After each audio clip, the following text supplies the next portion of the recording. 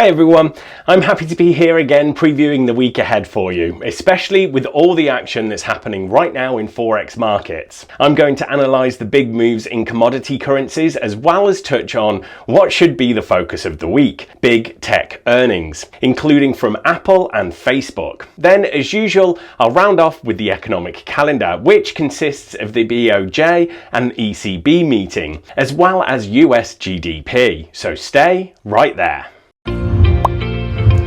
GKFX Prime presents the week ahead.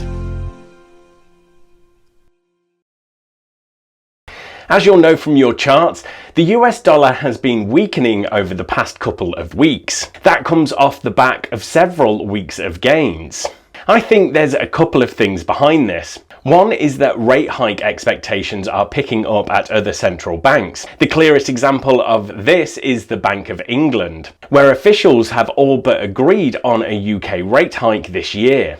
The other aspect is rising commodities. The price of fossil fuels from coal to oil just keeps rising, and that is dragging up other commodities from copper to coffee. The countries that export these commodities benefit from higher prices, and as such, their currencies are rising. The three major currencies that stand out are the Loonie, Aussie and Kiwi dollar. Now, quite often we talk about the value of the dollar impacting commodities, but for now, I think it's commodities driving the dollar. And while oil keeps rising, the dollar could be on the back foot. Okay, so let's turn our attention to the stock market for a moment. We touched a record high last week in the Dow Jones Industrial Average, but the Nasdaq is lagging. Why? Well, because tech stocks are underperforming. Now, this week, those same big tech stocks report Q3 earnings. These companies have been reporting gigantic profit growth, and in a strange way, that's the problem. Massive growth is already priced in. Last week, Netflix beat earnings expectations and offered a favourable outlook for Q4, but the stock still dropped afterwards. Similar reactions next week could be a problem for any catch-up move in the Nasdaq. And guys, you know I have to say it, if you can take a second to give this video a thumbs up for the YouTube algorithm, it really does help a lot more people see these videos. Okay, so let's round off with the economic calendar.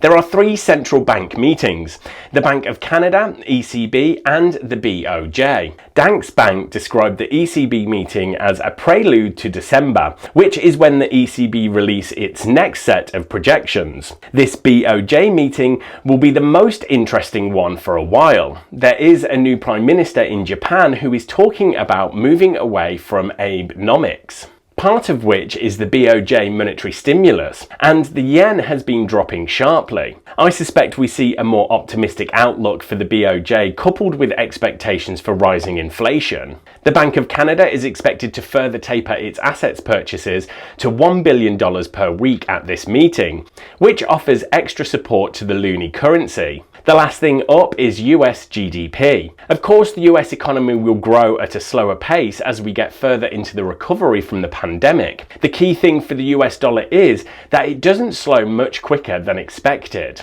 And then just finally, let me give you the timings of those big tech earnings this week. Facebook reports third quarter earnings results on Monday the 25th. Microsoft and Alphabet have their Q3 earnings released on Tuesday the 26th. Then Apple and Amazon report on Thursday the 28th. Right, thanks everyone. Good luck trading this week and make sure to click on subscribe so you don't miss the next episode of The Week Ahead.